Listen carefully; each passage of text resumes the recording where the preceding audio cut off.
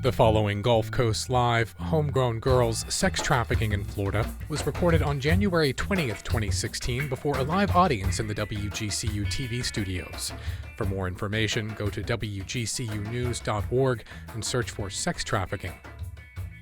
Welcome to Gulf Coast Live from WGCU News. I'm John Davis. Thanks for joining us.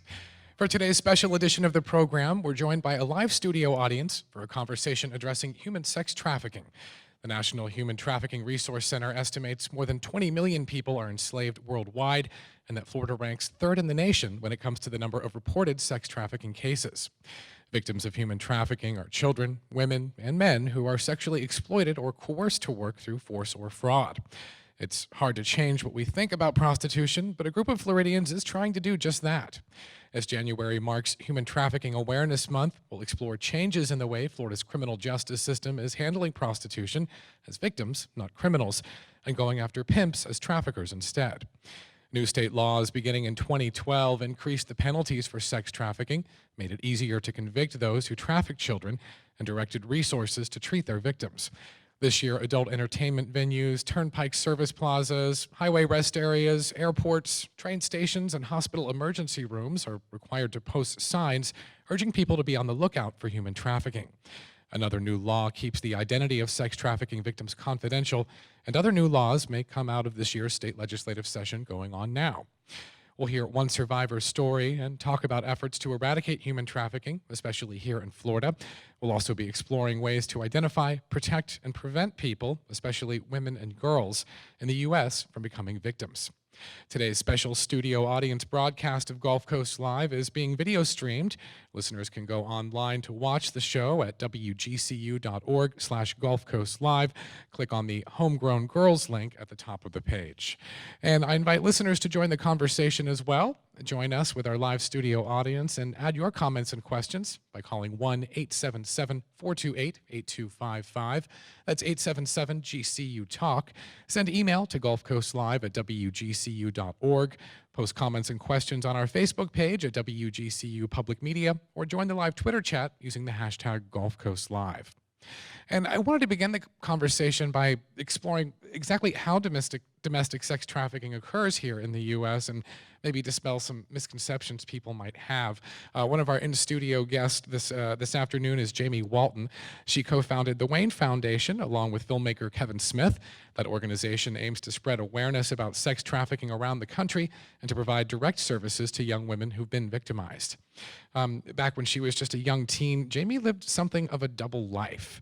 And I'm going to go ahead and turn this over to Jamie. Tell us a little bit about your story and your background. Well, when I was 14 years old, I was engaged in what I now know to be sex trafficking. At the time, I wasn't aware that's what was occurring. I was being transported from Florida to Atlanta every other weekend. And the person who trafficked me really presented this to me as he was my boyfriend. I came from a very abusive background in my home. My mother was abusive, my stepfather was abusive towards me. So it felt like to me that this person was actually saving me. And the things that he asked me to do as far as what we now how I've identified as sex trafficking, it seemed okay for me at the time. But it wasn't until later that I realized that this isn't what a love relationship should be. This isn't how a boyfriend should treat you. And how did you first meet him?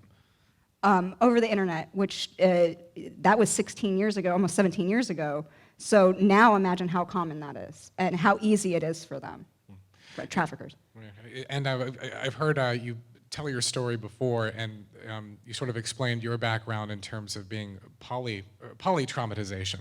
Like you were already at particular risk for this. Absolutely, and that's what we do see with a majority of kids that are victimized by sex trafficking, is that they have trauma already occurring in their life, whether it's physical abuse, sexual abuse, mental abuse, drug addiction, parents that have drug addiction. All of it can affect and empower a trafficker to have be able to coerce them into gaining control over them. And over the course of the year that you were traveling between Venice and Atlanta, how many times did you go up there? Was it every weekend? It was every other weekend for approximately a year. And as you said, you actually looked forward to it. It was sort of escaping a not so pleasant home life, to put it mildly. Yeah, he convinced me that we were going to be married, that he started calling me his fiance. He told his family that I was 19 and introduced me to his family members. And he actually came from a very, very wealthy family. This isn't somebody that you would think of as a typical pimp or now what we call a trafficker. This was somebody that came from a fairly decent home life. It came from an abusive background, but he came from a decent home life, so it wasn't what people today would think of as trafficking. How did it come about that he, I guess, approached you with the concept of having sex with other men? It was, the way he phrased it to me was not that I was engaging in prostitution or anything like that. The way he had initiated it was that he had told me that he thought that that would be enjoyable for him and for me from a sexual standpoint, in the sense of having a polyamorous relationship with other people. But he was actually getting paid for this. Yes, yes.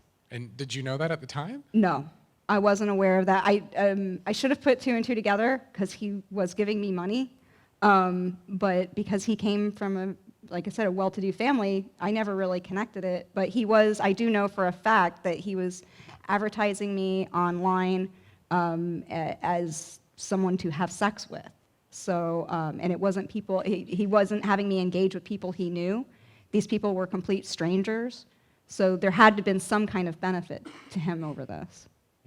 Well, and, Jamie, I have to say, seeing you today and imagining what you would have looked like at 13 or 14 years old, I can't imagine anybody actually believing you were 19. No, nobody did.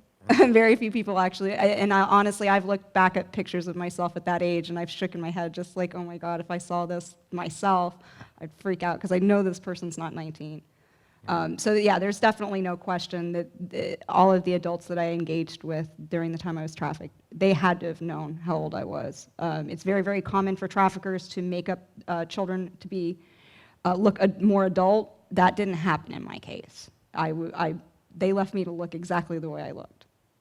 And I mean, these people who will pay to have sex with a child, what do they look like? They look like average people, people in this, like you would see anywhere. Not to get too specific, but some of the people I engaged with somebody from the military. I engaged with two professors, one of which was a female, that were in a relationship together.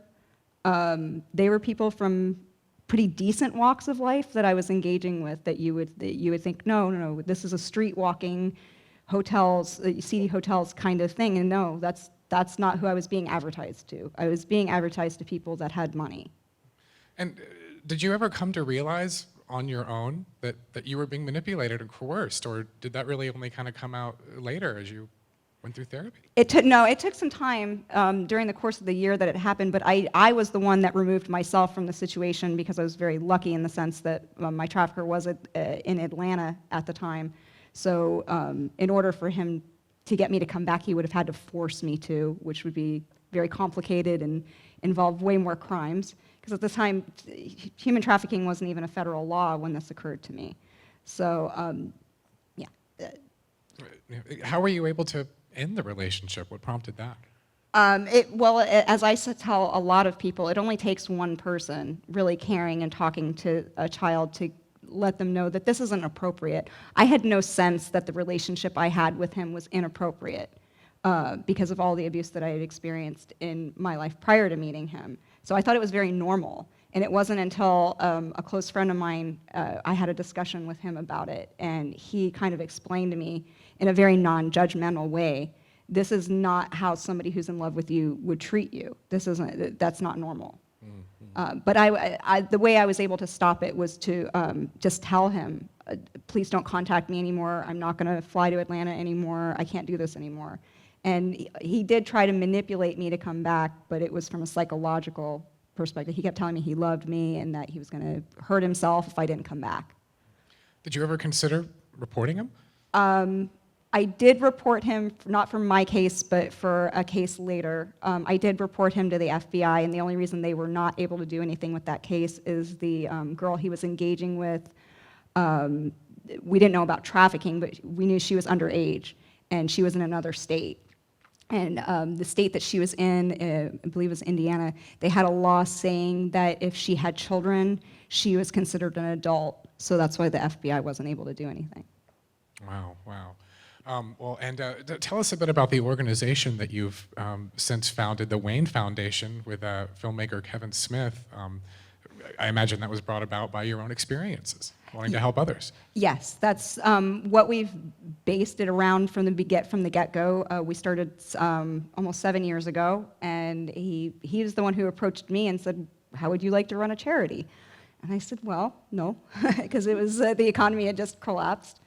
But when we got to talking about it, I thought, well, no, this is a really good way. He's got such a large audience. This is a really good way to get trafficking, the issue of trafficking out there to people. And so people can understand what a victim really looks like, that whatever picture they have in their head is probably inaccurate. And the Wayne Foundation also operates in the Venice area? Yeah. Yeah, okay. And you have a drop-in center. Tell us about what that concept is all about. Well, a drop-in center is for, the one thing that we don't do is we don't provide long-term care, but we provide everything but. So food, we have a full kitchen, we have a shower, computers, free clothing, which are brand new, psychological services, job placement services, educational services. It's a place that can be tailored to the trafficking victim themselves. Whatever their needs are, we're there to kind of help fill that. So although we can't provide shelter, we can provide everything else that could be in their life that they might be having the need for. Okay, and even just, socialization. Absolutely. Fun interaction, learning to just quote unquote be normal and just know how to have fun, because fun is a learned trait. So yeah, we're very big about having gaming systems and doing creative projects together and things of that nature. And I wanted to turn to Lowell and Sally Sinnitz with Wings of Shelter International. I spoke with you guys several years ago, and I'm happy to get an update on how things are going there. But as we've listened to Jamie's story, was there any kind of streak of recognition? Do you hear similar stories from victims who end up in your care? Yeah, actually the first 3 girls that we got into our program, and by the way, we are long-term rehabilitation services. They were Southwest Florida residents living at home in single-parent families.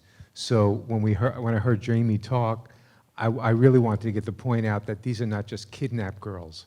These are girls that are taken from the schools. A lot of times they approach us in the school, the shopping center, and so that's, it really rang true, her story.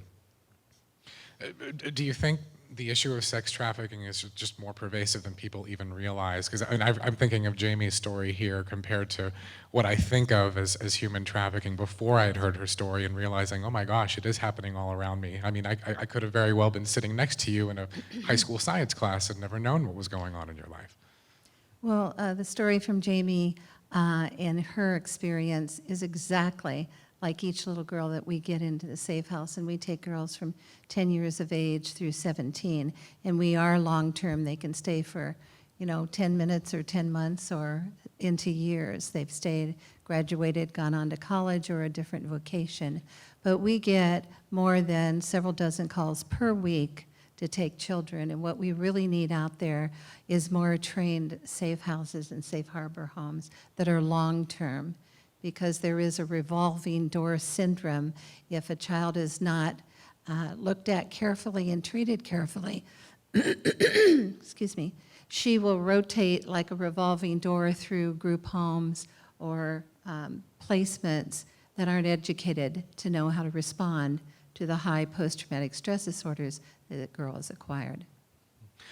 Tell me a bit about your experience in creating the shelter. I know you went on missions in Romania, Nairobi, the Sudan, really all over, and kind of what did you learn there? And does human trafficking or sex trafficking in those countries operate the same way it does domestically here in the U.S.? There's some overlapping similarities and some differences. We've traveled for over 30 years on behalf of oppressed children and people. And we started a safe house in Timișoara, Romania about 17 years ago. And we learned a lot through that home. We there took in 48 children at a time because we had a 4-story building. And we learned a lot about what works with these children to help them realize, like Jamie was talking about, being brainwashed in the concept that this is normalization, this is what you do to have a boyfriend.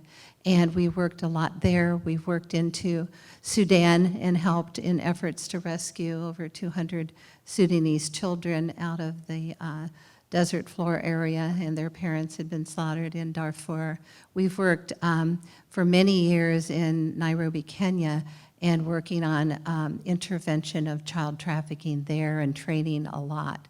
So we can compare international to our national problem here. And like I say, there's a lot of similarities. It works with the same kind of lie and the attention to recruit a girl to maybe go in from the boyfriend romantic standpoint and then move into the harshness of sales.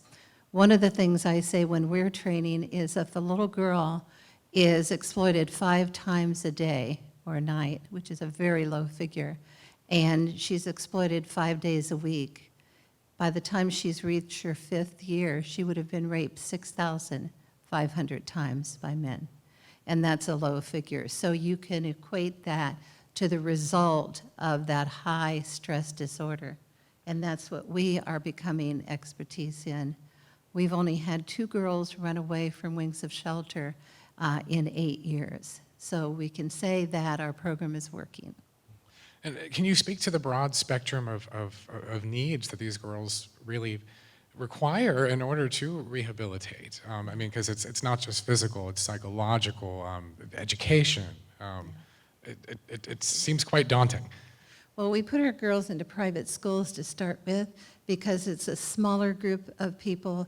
We educate the school leaders and the educators on the problem of human trafficking and prepare them to work with girls with high stress.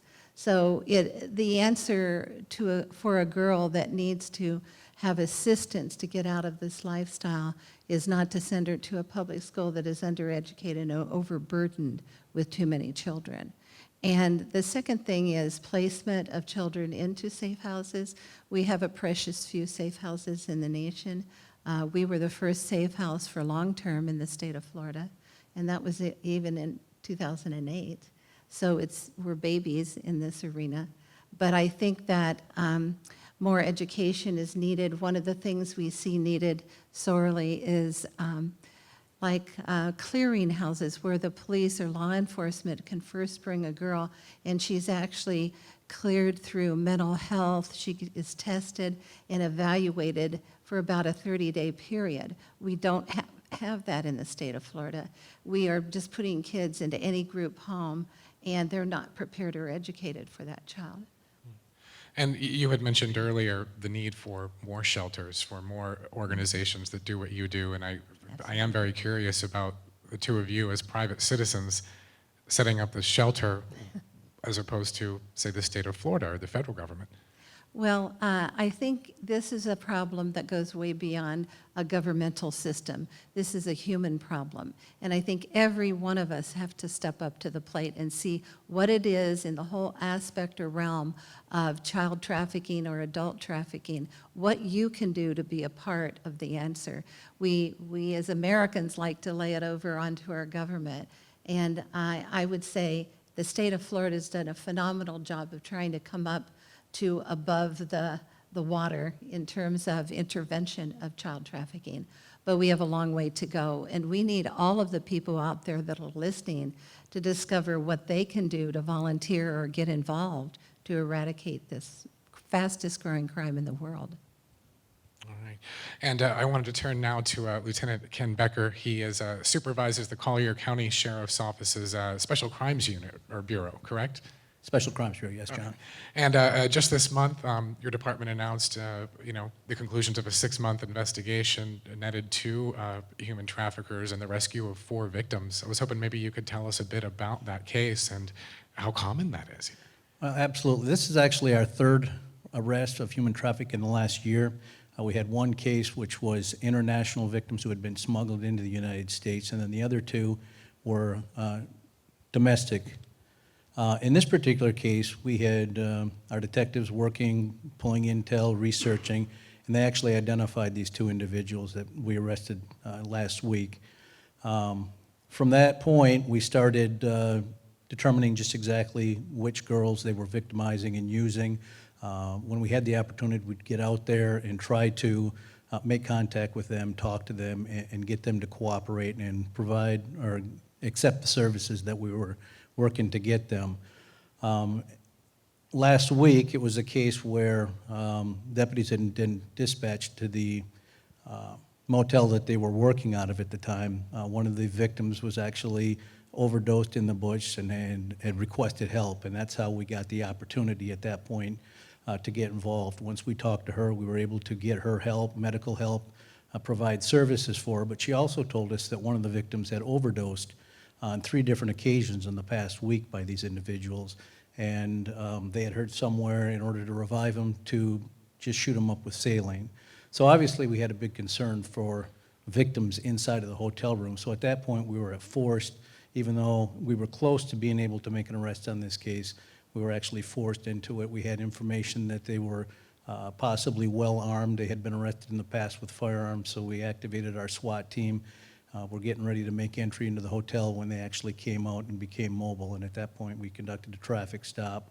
We're able to take those 2 into custody, rescue another female that was inside of the hotel at the time. But as the investigation continues, we're currently up to about 25 individuals that we have identified that have been victimized by them, and we're hoping to make contact with them and be able to provide services for them. All right, so this is technically still ongoing, this investigation. Yes, these are very long-term investigations, not only up to the point where you're able to make an arrest, but it's a long-term investigation and follow-up afterwards. And in recent years, has the Collier County Sheriff's Office or perhaps other law enforcement agencies sort of changed their approach to addressing these kind of cases? And by that I'm referring to, you know, the arrest of a minor on prostitution charges as opposed to going after the traffickers. Absolutely. I mean, the whole mindset for the sheriff's office has changed. In the past, it would be a case of doing operations to try to arrest the prostitutes and put them in jail, or set up an operation and arrest the Johns. Obviously, that's just a revolving door. As soon as we get them in jail, they're quite often bonding out and back out on the streets before we even finish the paperwork. But now our philosophy is going after the pimps. They are organized crime, they're prostituting victims, and quite often they're keeping them under control by the use of illegal narcotics. So quite often when we make an arrest, we've got racketeering charges, we've got prostitution or depriving or receiving proceeds from prostitution, and the possession of narcotics. In this particular case, with just the drugs that one of the individuals had on him, he's looking at a minimum mandatory of 15 years. So we get more bang for the buck, and I think we're going to be a lot more effective in combating prostitution and human trafficking. All right. And just wanted to go back to Lowell and Sally Sennett. I know in the past you've done workshops both for the public and for law enforcement agencies. Is that something that's ongoing? And really, what are the points you try to make in those workshops? Yeah, we actually give various trainings. We train law enforcement, we train hospitals, we train judicial, we train public, we train children. We train pretty much anywhere that we're invited, but one of the big things we do is we train others to open up safe houses. That's been a real focus of ours because there's so few beds in the United States, and there's such a great need. Like Sally was saying, well, we've had, I think, one day we got calls for 12 girls in just one day. Lately, it's been more like 12 a week, and we take girls from all over the state of Florida. Wow. And so, consequently, we are available for training if anyone wants to contact us, because the need is great, and it's domestic. It's not just international. When people hear about human trafficking, they think mostly international when they think about it, and that's what we did. Before we got involved, we saw an MSNBC program, and that's when we said, gee, we're traveling around the world, but it's happening here in our own backyards. So if anybody wants to give us a call and contact us, we would be open to coming and training. All right. And how is Wings of Shelter funded? Are there state or federal funds available to you? There probably are, but we haven't had the time to go after federal grants, and we don't have the knowledge to do so. But people, it's the hearts of people, philanthropic people that have provided income for us to become a long-term safe house and operate this many years. And so we just depend on the fact that if together we really can make a difference. And people have jumped in. When you hear about such a problem of this, that's a horrendous nature, you want to help. And so it's the hearts of the people that have supported us. All right. And author Michael Hirsh is with us in studio today. He wrote the book Fly Unzipped, in which his character, Fly Moscone, finds himself going undercover to collect evidence on sex traffickers through a special task force headquartered in Fort Myers. This is a work of fiction, but I mean, is this largely based on true events? I've been a journalist all my life. It's fiction based absolutely on fact. And and we saw this in Jamie's case here in terms of, meeting the man in Atlanta on the internet and then him advertising her on the internet. And I know that that's something that you had talked about. How is it, do you think, that websites like Backpage.com are able to have these, escort advertising things when they're advertising children? That's the one thing when I talk about my book with people and tell them what's going on and show them Backpage.com, where you can order a girl like you can order a pizza in Southwest Florida, and they go, I thought prostitution was illegal. And it just says that no matter what's going on here and with the people in this room, it just seems to me to say that we really don't care enough to stop it. We got other priorities. I was shocked when I first saw Backpage.com, and I'm still shocked when I see what's out there. I mean, new girls coming this week, Fort Myers, Naples, Venice, Sarasota. How can that go on? And part of the problem I learned as I was researching the book is that law enforcement really doesn't have the money to maintain these special task forces and keep them operating all the time. And it seems that that's what needs to happen. It's interesting that these websites are able to continue doing this when we know what they're advertising. I guess the First Amendment goes a long way. Oh, I see. And Susanna Nesmith joins us by phone. She's a reporter, and she's with the Florida Center for Investigative Reporting. Her piece looked an in-depth look at human trafficking here, or sex trafficking here in Florida as well. And Susanna, thanks so much for being with us. I was hoping you could just kind of give us a little bit of a summary of your report and what you were looking into. Well, thank you for having me. I was looking into how these prosecutions were going. You see the billboards, hear about the task forces and the coalitions and all of the outreach campaigns. And we've seen laws changed in Florida to make it easier to prosecute. For example, Jamie talked about the coercion. Well, in Florida now, police do not have to prove that a child was coerced into trafficking. The child could have been doing that voluntarily, and it's still illegal. They changed that law in Florida to make it easier to go after these pimps who are victimizing children. However, there are only 24 men and women in prison in Florida for sex trafficking, or the prior law, which was called human trafficking. So as much as we have talked about doing this, as much as we have tried, as many task forces and coalitions as have been put together, not a lot of these guys are going to prison. Some of them are going to prison on lesser charges that are easier to prove, or like it sounds like in the Collier County case, maybe one of those guys is going to go to prison on a drug charge. I know here in Miami, Catherine Fernandez-Rundle, the state attorney, has a task force that is also looking, okay, what other charge can we put this guy in prison for? What else is out there? In an effort to really take a broad-based look at it. But she had to drop a third of her cases, just drop them. And she had the most cases that actually sent traffickers to prison. She had 15 out of the 24. Collier County had one as well. Only one has been sent to prison for life. Orlando managed to send one to prison for life. But these cases are very difficult for police to prove. The investigations are complicated, often complicated by the fact that the victims are traumatized. So that's what I found. It was a frustrating finding. Find an answer to how to make it better.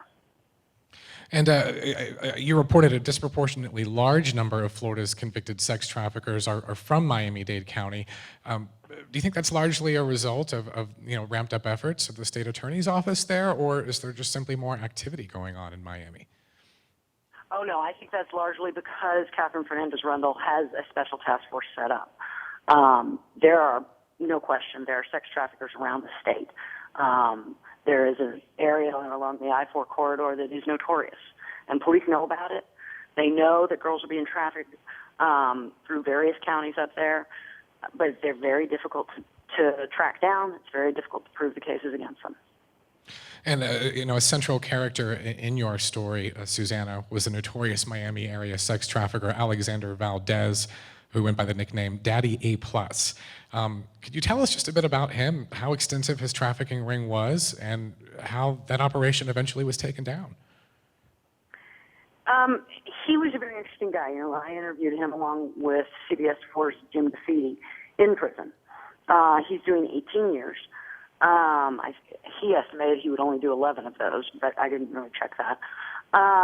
He really gave us insight into how manipulative these people are. He's a very smart guy. He is not stupid. And he tried very hard during that interview to manipulate both me and Jim DeFeeti. He was very quick on his feet. He came up with stories very quickly to explain all kinds of things, including the fact that he had pimpin' tattooed on his arm. But his version of pimpin' was just, he takes money from people, women who live with him, and then he pays the bills. That's all pimpin' was to him, he claimed. Police were able to catch him because one of his victims escaped, went to police. While they were investigating that, a complete stranger, didn't know him from anybody, saw him beating a woman in his car and called 911 and then followed him for miles along the highway while he continued to beat this woman. Police caught him again. They let him go because she said, no, he wasn't beating me. Well, a couple days later, they've got a picture of her with a huge black eye. He was beating her. He was very violent. He was running a bunch of different girls. He was providing them with drugs. And it only essentially takes one to escape, to get loose, to maybe have somebody just talk to her in the same way that someone talked to Jamie and tell her, look, this is not acceptable. You don't have to put up with this. But then it takes a fairly extensive investigation. The only reason they were really, I won't say the only reason, but the main reason they were able to send him to prison is he got frustrated sitting in jail, waiting, and so he sent one of his buddies some letters with very detailed instructions on how to stalk his victims. Well, the cops got a hold of the letters. At that point, he had to take a plea. He was facing life, and the letters were very damning. So he dug his own grave there. But not all of them make those kinds of mistakes, and the cases are very difficult to prove. Well, and Susanna in her piece talks about just the vast sums of money that people who run these operations are able to generate. And Nolan Tice with the Human Trafficking Awareness Partnership, I was hoping maybe you could address why people get into this business. What makes this so lucrative compared to other top illegal industries like guns or drugs? It's a very simple answer to that question. It's a very low-risk crime to commit, and it's a very high-profit crime to commit.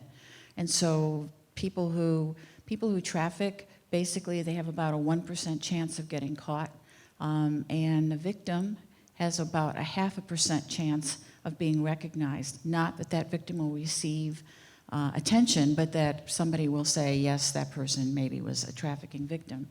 So when I listen to all of these huge problems, my brain goes to, and this is what happened with me in my efforts, because I first started out by being very concerned about bringing community members together and all the people together who have to form those task forces and do this work. And we've been successful in doing that. But as you hear from the previous speaker, we have those things, but we maybe not have the money to keep it going, and other issues come up. So what I'm trying to do, and is at least 50% of the work we do, is to look at prevention and to look at the children who live in the communities or who live in a high-risk situation. That doesn't necessarily mean poor children. It can mean wealthy children, middle-class children who live in houses with substance abuse or alcohol abuse or only one parent, all those other risk factors. And what we do is we go out and do programs with them, but we don't just go in one day for 1 hour and tell them about trafficking. We spend 10 hours with them in 5 sessions, and we teach them how trafficking is a huge social issue, but they can have an impact in it. And I tell them lots of stories about kids who've actually made a difference in human trafficking, but in also lots of other social change things, and how children are often the group that do the work of social change. So they're the ones who, when integration came, they were the ones who were in school with each other, and they're the ones who've now become the parents who make those changes. So with human trafficking, we teach them what it is. We ask them to come up with images that they think will teach others, and they produce beautiful artwork. It's 3 feet by 4 feet, and we exhibit it all over the world. Right now, it's being exhibited in 8 different locations. 2 different locations at this moment, but in the last 6 months, 8 different locations. So the paintings are out there, and that gives them the feeling of power. And really, the children need a feeling of power to offset the powerful people who are trying to draw them in. So prevention, I think, is a crucial thing. Getting into the schools is so difficult.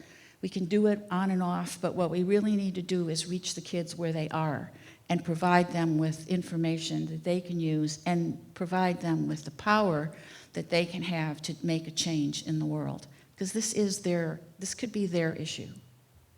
On today's special edition of Gulf Coast Live, we're exploring the problem of sex trafficking in Florida, how to identify and help victims, and going after the traffickers. We're broadcasting before a live studio audience today, but listeners can join the conversation as well. Phone lines are open at 1-877-GCU-TALK. That's 877-428-8255. Join our live Twitter chat using the hashtag Gulf Coast Live, or comment on Facebook at WGCU Public Media. You can watch us online right now at wgcu.org/Gulf Coast Live. And we do have a caller on the phone. Alex in Fort Myers has been waiting patiently. Alex, you're on the air. Welcome to Gulf Coast Live. Hi. Thank you so much for having me on my show. This is a very serious topic for me, as I have gone through firsthand similar experiences. For the record, I spent the past 4 years of my life trying to get out of the sex industry in the form of an exotic dancer. I do not consider myself, nor have I ever considered myself a prostitute, but I have friends that are have been convicted prostitutes that I just know just from life and from similar agencies as you spoke of. And this is a very close topic to me because I think the movement of trafficking is misunderstood by our social culture, and that it commonly separates a problem that is very much connected. I'm calling in, and I'm going to be straight up with you. I chose to go into exotic dancing. Nobody forced me. But the same vulnerabilities, lack of opportunities, mental and physical abuse, and stigmas are faced regardless of age or entry. And I feel that a lot of the hardships that Jamie faces as far as learning how to have fun, overcoming PTSD, I face those too. And that's from working in the club for years. And I've dedicated a lot of time escaping these clubs and understanding how to overcome this. And it's a never-ending battle for me. There's nothing like that fast money, and I feel that the culture of our society stigmatizes women who identify with sex work in the form of dancing, escorting, prostitution, in that it criminalizes us, and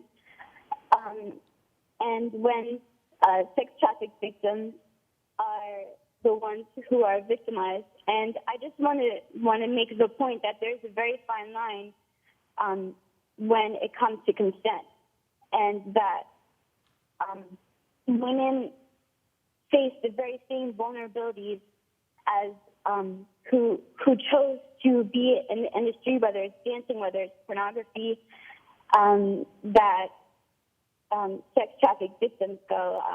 60% of these women are proven to have PTSD, and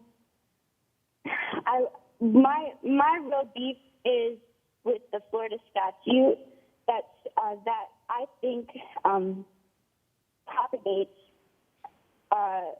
prostitution in this industry, because number one, yes, I know that there are movements and they're trying to eradicate sex trafficking through proving, these people are victims, not criminals. And even Governor Rick Scott back in 2013 passed some sort of opportunity for convicted prostitutes to appeal their charges, and is that only if they could prove that they were victimized.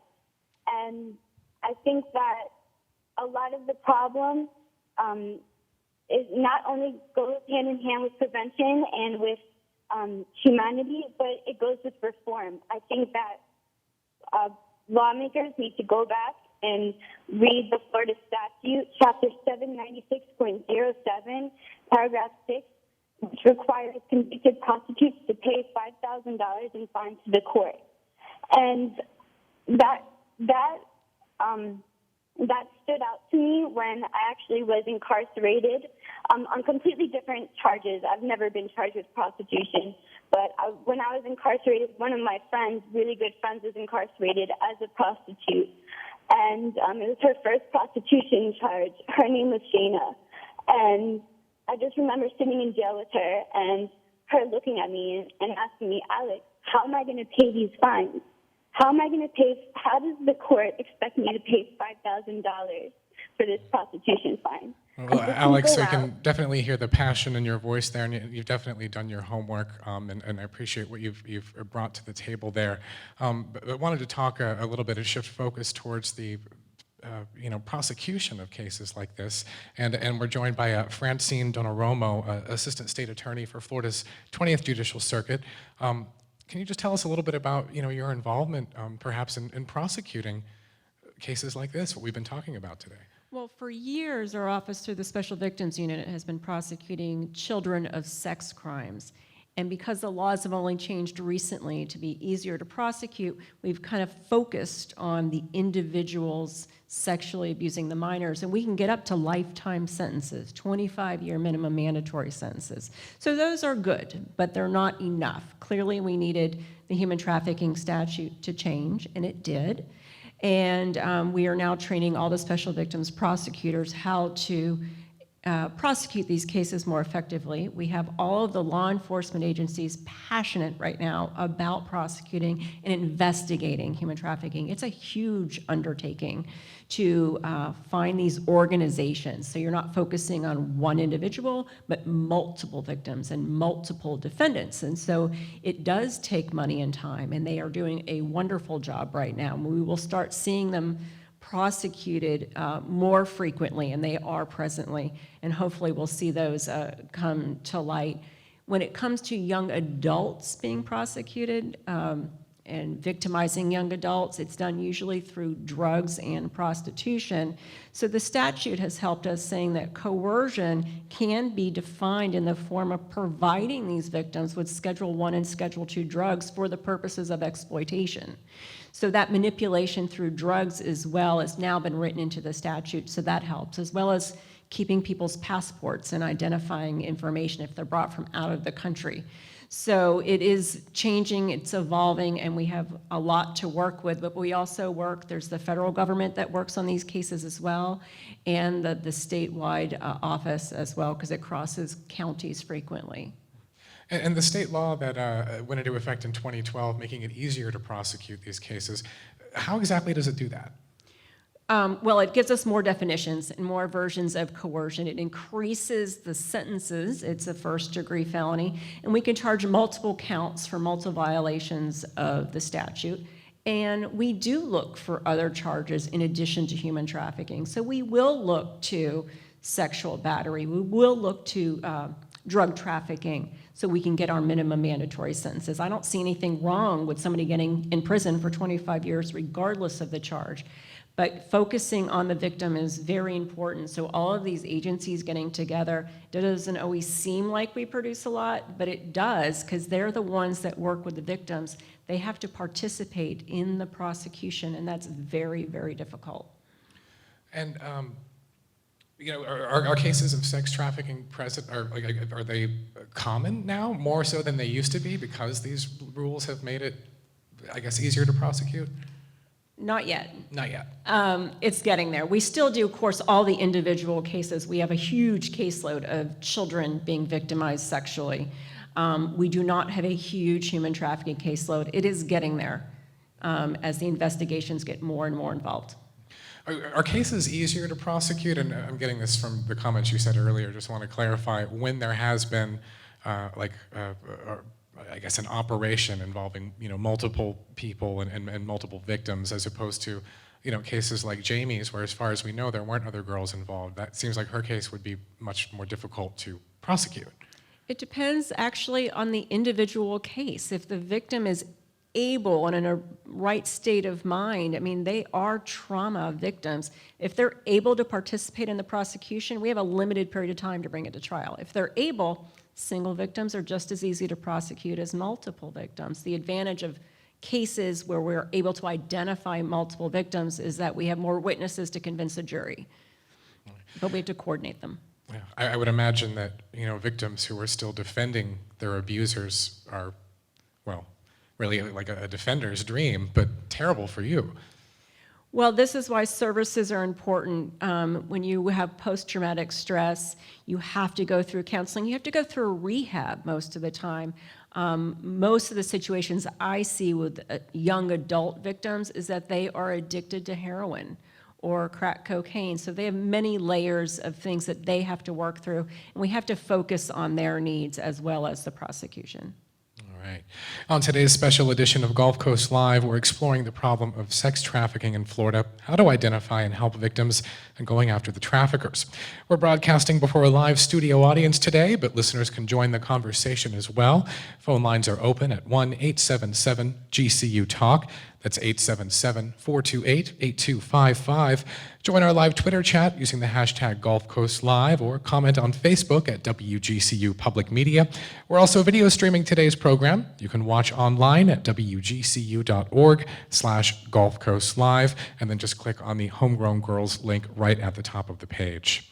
One of the things we talked about is prevention, but then also identifying victims. There's this new law that's taken effect this year requiring massage parlors, adult entertainment venues, highway rest stops, airports, to post these posters urging people to look for signs. Nola Tice, again, I was hoping maybe we could jump to you to sort of talk about what some of the signs are that we would be looking for in these victims. Well, it depends on the location. It's very important. Even in hotels, we do trainings that are specifically for the housekeeping staff, which is different than the front desk staff, which is different than the management. So it's very specialized. And certainly in the transportation hubs, there's differences. So, what we need to do is recognize that one sign is not going to be the answer for everything. When we started working with Lee Memorial, we had a list of signs and a protocol, and then we stopped and with them, and we worked on the appropriate way to report. So recognizing the signs, but training people also to know what's appropriate for them to do in terms of how to treat the person that they may think is a victim, which is basically most cases not to treat them, but instead to get the information and get the information to people who know what to do. So I would love to say that these are the signs, and there have been hundreds of cards that say these are the signs, but it really has to fit into the specific situation. Just yesterday, we spoke to a person in a jewelry store who said she sees men come in with girls who will not look up, who will not do anything except what they're told to do in terms of picking out jewelry. That is not a normal reaction. But the lady who told us that said she sees it all the time. She had no idea what to do with that information. So that's why there seem to be multiple groups that are doing outreach, and that's great because we can all reach different places and we all have different points of view. But typical signs are branding or tattoos. When I first started working at this 10 years ago, we talked about tattoos, and they were always undercover, and now they're on people's necks, and they may be barcodes. They may be overt signs that show that that person's considered an object to be sold. That's one of the first things. Not being able to make eye contact, not knowing where they live. I mean, if you encountered a child in an emergency room and they didn't know what city they were in, those are signs that they may be being transported. And certainly being controlled by the accompanying adult is one of the major signs. All right. And I wanted to jump to Jonathan Smith here. He's a child protective investigator with Florida's Department of Children and Families. Is this something you come across in your work? I haven't been doing this for very long, but the person sitting next to me has, and she's addressed that this is a common occurrence, and it is under my skin. Like sometimes I can't even shake it, and I've got daughters, and I just can't even fathom this happening to my daughters. So my fiance works here, and she asked me to come, and man, this is an unbelievable situation. This thing, it's getting under my skin. So. All right. Well, let's hear from Ethan. I'm sorry, I can't see the name tag there. I apologize. Sylvia Guerrero. Sylvia. Oh. Yes. Tell us about your involvement in the issue. As an educator, I'm actually fascinated by this. I've worked in the K-12 district for a while, and now I'm here at the university level. And my issue was what can be done to educate us educators. We're in the front lines. We see these children day in and day out. A lot like Jamie's story, some of these children are living normal daily lives. They're coming to school every day, and then then they're being exploited on their own time. So how can we as educators identify those students so that we can throw up the red flags, so that we can get to them? I know that a lot of times we can build a very trusting relationship with our students as educators, that if we knew the right things to say, if we knew the right things to look for, we might actually be able to influence these children on a much deeper level to understand, but I'm concerned that there's not enough training being done. I didn't know that much about it myself, and even as a teacher in the district, I knew more about teaching diverse populations than I did about teaching the possible victim. And that's something that I'm very passionate about also, and would love to know from Ms. Heiss, like what can educators equip themselves with? Who to contact when you see the signs. That's almost number one, because if you see signs and you report it and it goes nowhere or it goes to the wrong place, that's going to be more damaging almost than leaving the child alone, which seems like a crazy thing to say, but it's true. But I think the signs tend to be tardiness, truancy. Those are two big signs. Inability to do homework, seemingly afraid of teachers or other authority figures, because kids get told that their parents are not their friends, their neighbors are not their friends are not their friends. That's one of the first messages that a victim gets. So it's if they're hard to approach, but unless you're a trained social worker, specifically trained in human trafficking, you really need to get that child identified to the person who knows how to deal with it. Training at the schools Yes. for the children, We do. to help them understand, because like Jamie said, she didn't realize that this was Right. wrong until it was too late. We do, but we have to get invited by teachers or administrators, and it's just very difficult to do. They're so afraid of words being used that shouldn't be used. And I mean, I'm afraid of kids being victimized, and they're afraid of, stepping over a bound. And to me, we really have to get together and figure it out. School resource teacher, officers, all those other people have the training, but they're not always the ones who see the kids on a daily basis. Watching for those changes is so crucial. So something minor might be really major. I felt like I've seen some of the signs in my previous classes that I didn't know until just now what they were. Wow, well, glad I was able to connect the two of you here. We have come up on the end of the hour, though, so we'll have to leave it there. But thanks to everyone who joined our live studio audience for today's important discussion, for sharing your insights, and for the important work you do on behalf of trafficking victims. There's more information on today's show and past editions of the program online at wgcu.org/Gulf Coast Live. Continue the conversation on Facebook at WGCU Public Media and on Twitter using the hashtag Gulf Coast Live. Thanks to my producers Richard Chinqui, Amy Tardif, Sherry Coleman, and all the members of the WGCU Public Media team who helped make today's special edition of the program happen. This is WGCU Fort Myers 90.1, WMKO Marco Island 91.7 FM, and PR for Southwest Florida.